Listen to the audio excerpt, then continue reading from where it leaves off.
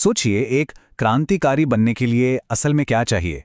आज हम सावित्रीबाई फूले के जीवन को देखने वाले हैं, लेकिन सिर्फ एक ऐतिहासिक हस्ती के तौर पर नहीं, बल्कि एक ऐसी दूरदर्शी के रूप में जिनका साहस और जिनकी जिंदगी हमें बदलाव का एक पूरा मॉडल देती है। तो चलिए उनकी इस असाधारण कहानी को समझते हैं। उनकी हिम्मत को समझने के लिए चलिए इस एक तस्वीर से शुरू करते हैं। जरा सोचिए, हर रोज स्कूल के रास्ते में आप पर पत्थर, कीचड़ और गोबर फेंका जा रहा है। ज्यादातर लोग तो शायद टूट जाते, लेकिन सावित्रीबाई वो नहीं टूटी। वो पीछे नहीं हटी, बल्कि उन्होंने तैयारी की, हिम्मत रखी और चलती रहीं। ये कहानी है एक असाधारण साहस की। तो उनके इस गजब के साहस को सही मायने में समझने के लिए हमें उस दुनिया में जाना होगा जिसमें वो रहती थी। एक ऐसी दुनिया जो उत्पीड़न पर बनी थी। तो सवाल यह है कि वो असल में किसके खिलाफ लड़ रही थी। चलिए देखते हैं। देखिए, ये सिर्फ कोई एक दीवार नहीं थी, बल्कि जुल्म का एक पूरा किला था। सबसे पहले ब्राह्मणवादी आधिपत्य, जो समाज के हर नियम को तय करता था। फिर था जातिगत उत्पीड़न का क्रूर दमन। और हां, एक गहरी पितृसत्ता जो महिलाओं को उनके बुनियादी अधिकारों से भी दूर रखती थी। और शायद सबसे खतरनाक दीवार थी ज्ञान से इनकार। उन्होंने इनमें से किसी एक दीवार से नहीं, बल्कि इन सबसे एक साथ टक्कर ली। लेकिन यहीं पर सावित्रीबाई की कहानी एक बहुत ही दिलचस्प मोड़ लेती है। उन्होंने सिर्फ अपने हालातों पर कोई प्रतिक्रिया नहीं दी। नहीं, उन्होंने कुछ ऐसा किया जो उससे भी कहीं ज्यादा क्रांतिकारी था। उन्होंने अपनी पहचान खुद गढ़ी। इस कॉन्सेप्ट को कहते हैं आत्मलेखन। मतलब समाज ने आपके लिए जो कहानी तय कर दी है आप उसे फाड़कर अपनी कहानी खुद लिख रहे हैं।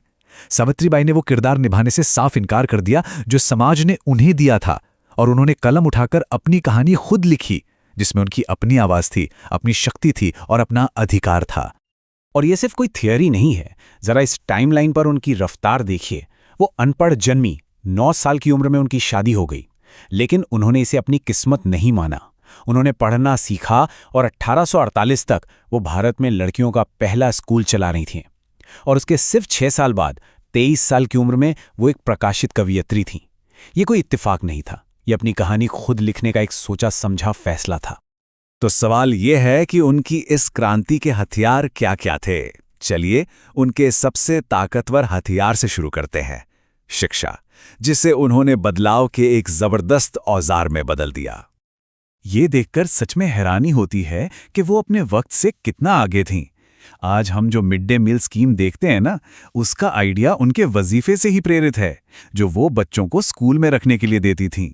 पेरेंट टीचर मीटिंग्स, अरे ये तो उनका ही आइडिया था। और शिक्षा का अधिकार अधिनियम, ये तो सभी के लिए शिक्षा के उनके मिशन की सीधी गूंज है। उन्हें आधुनिक भारतीय शिक्षा की जननी यूं ही नहीं कहा जाता। अब बात करते हैं उनके दूसरे हथियार की, जो उनके दिमाग की तरह ही धारदार था, उनकी कलम। उनकी कविताएं सिर्फ शब्द नहीं थीं, वो एक ललकार थीं। जाओ, जाकर शिक्षा हासिल करो। ये सीधा सीधा संदेश था दबे कुचले लोगों के लिए, जो उन्हें बता रहा था कि मुक्ति का रास्ता ज्ञान से होकर ही जाता है। ये एक बहुत ही साफ और बेझिझक संदेश था। और इस विचार की क्रांतिकारिता तो देखिए, जाति का विनाश करने के लिए अंग्रेजी सीखो। मतलब वो कह रही थीं कि भाई मॉडर्न टूल्स का इस्तेमाल करो परंपरा की इन बेड़ियों को तोड़ने के लिए। ये उस दौर के लिए एक अविश्वसनीय रूप से साहसी नजरिया था। और हां, वो अंधविश्वास पर चोट करने से भी बिल्कुल नहीं डरती थी। अगर पत्थर प्रार्थनाओं का जवाब दे सकते हैं, तो फिर शादी की क्या जरूरत है। उन्होंने तीखे व्यंग्य के साथ लॉजिक का इस्तेमाल करके गहरी जमी हुई मान्यताओं पर सवाल उठाया, जो एक आलोचनात्मक और तर्कसंगत दिमाग को दिखाता है। तो कुल मिलाकर उनकी जो साहित्यिक आवाज थी वो उस दौर के लिए एक अजूबा थी। एक ऐसी महिला जो हाशिए पर पड़े समाज से आती थी और इतनी साफ, तीखी और हिम्मत वाली बातें लिख रही थी। ये अपने आप में एक इनकलाब था। लेकिन सावित्रीबाई के हथियार सिर्फ क्लासरूम और कागज तक ही सीमित नहीं थे। उनका तीसरा और शायद सबसे गहरा हथियार वो था उनका अपना जीवन।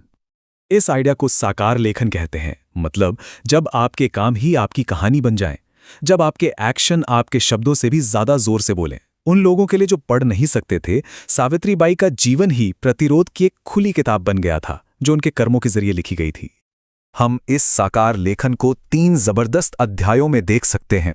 पहला अध्याय, उनका रोज का वो सफर जो नफरत के सामने चुपचाप खड़े रहने का एक प्रतीक था।